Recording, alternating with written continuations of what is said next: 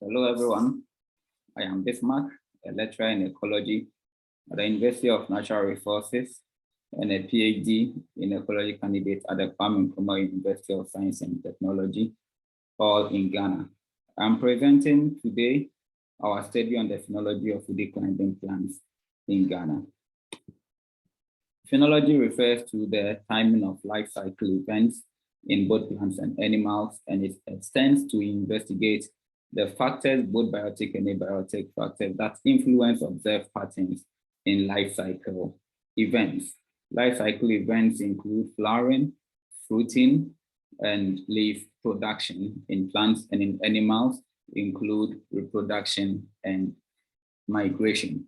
Phenology is important in the maintenance of ecosystem functions such as pollination and dispersal, which are all areas where plants and animals interact. For phenology, which has been suggested as the simplest way to detect changes in species ecology in response to climate change to give us the most results, it's important that monitoring be dedicated to components of tropical forests that are both useful and sensitive to climate change. And lianas, which are woody climbing plants, are a good example of such plants. They have been extensively studied in the tropical forest and to a good extent in African and Asian forests. And the findings suggest that lianas are sensitive to microclimatic changes, and they take advantage of increased solar radiation, increased CO2 to multiply and increase in density. And so they are good indicators of changes in microclimate. That aside, liana phenology represents a significant knowledge gap in the ecology of lianas in Africa. It is one of the areas where limited data is available, and the status of most liana species, being evergreen or deciduous, is unknown, and the pattern of their flowering and fruiting is also largely uninvestigated. With this in mind, we undertook this study with the following objective. We sought to determine the pattern of liana leaf, flower, and fruit phenology, and to understand how well rainfall, temperature, and humidity are significant predictors of the phenology of woody climbing plants. The study was undertaken in two ecosystem types: a moist semi-deciduous forest, which in this case is the Bobi forest, located in the high forest zone of Ghana, and the dry semi-deciduous forest, which is the Boabin female monkey sanctuary, located in the forest savanna transition zone of Ghana. The moist forest receives about 1,500 millimeters of rainfall, whereas the dry forest receives about 800 to 1,200 millimeters of rainfall. In each forest, 2 1-hectare permanent plots were demarcated, and each plot was further subdivided into 5 20 by 100 belt transects. This was to allow us observe closely each of the lianas that occur in the plot for the presence of flowers, the presence of fruits, or the presence of leaves. And any liana that exhibited these phenotypes were tagged with aluminum tags and also a masking tape to enhance visibility. Using a digital data collection sheet deployed on the Kobo Collect form for Android, data collection was done on liana phenology 3 times a week. In the dry semi-deciduous forest, observation was made from November 2020 to November 2021, and in the moist forest, observation was made from July 2020 to July 2021. Data analysis was done using generalized linear model to determine which climatic variables were significant predictors of liana phenology, and cross-correlation analysis was also carried out to determine association between liana phenology and leaves and lacks in climatic variables, as well as any other incidental relationships that were present. Main findings: in terms of species composition, 167 liana individuals were tagged in the moist forest. These belong to 19 genera, and the most common species were Mammiophyton fulvum, which is in the family of Obiaceae, Mutandra guineensis, Anapocynaceae, and Tristomonanthus nigrosilvi, which is Celespraceae. In the dry semi-deciduous forest, 138 liana individuals were tagged, which belong to 16 genera, And the most common species were Ovarius asandrensis, Campylostemon wanackianum, and Combretum bipidense. Again, here you have a member of the family Celastraceae also present.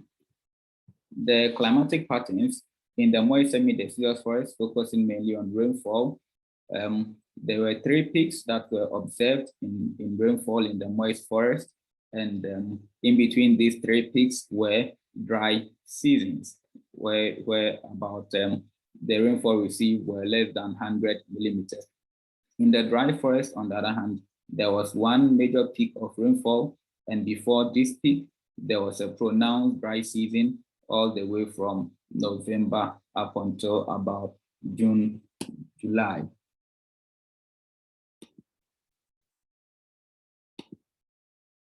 Leaf phenology.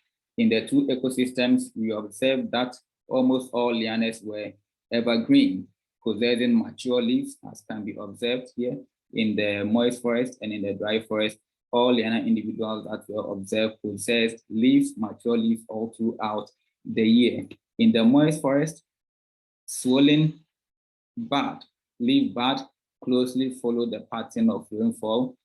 In the same vein, the occurrence of new leaves also closely followed the occurrence of rainfall, as can be compared with the rainfall pattern inserted below here. In the dry semi-deciduous forest, the occurrence of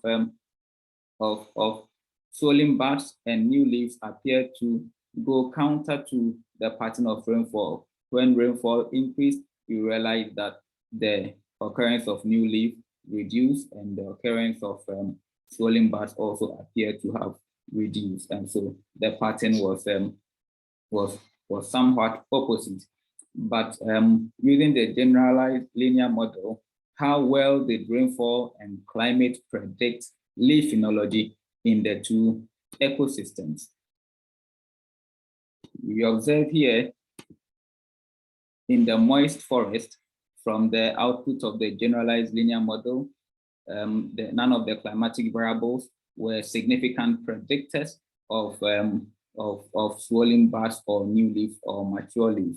However, in the dry semi-deciduous forest, T max, maximum temperature, T min, minimum temperature, daily minimum temperature, early morning relative humidity were observed to be significant predictors of the occurrence of swollen buds as well as the occurrence of new leaves. They were observed to be significant. When these variables interacted pairwisely, the response of swollen buds and the response of new leaves was observed to be negative. And when 3 variables interacted, the response was observed to be positive. And so when you look at the dry semi-deciduous forest, climatic variables, maximum temperature, minimum temperature, early morning relative humidity were observed to be significant predictors of leaf phenology. The pattern of flowering and fruiting phenology differed between the moist forest and in the dry semi-deciduous forest. In the moist forest, 2 flowering peaks were observed.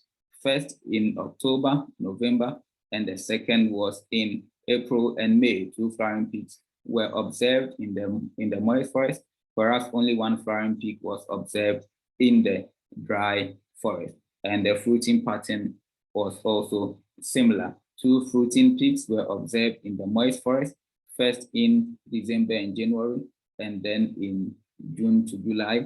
And in the dry forest, only 1 fruiting peak was observed. Were these observations of flowering phenology significantly predicted by climate?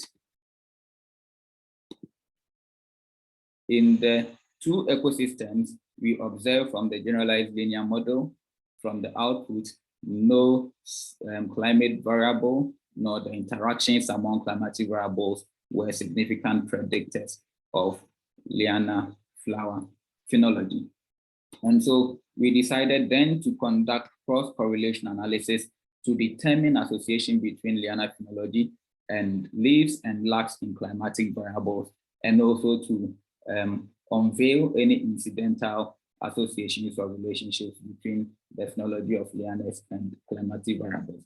In the cross-correlation chart here, the negative values on the x-axis represent lags, and the positive values to the right represent leads.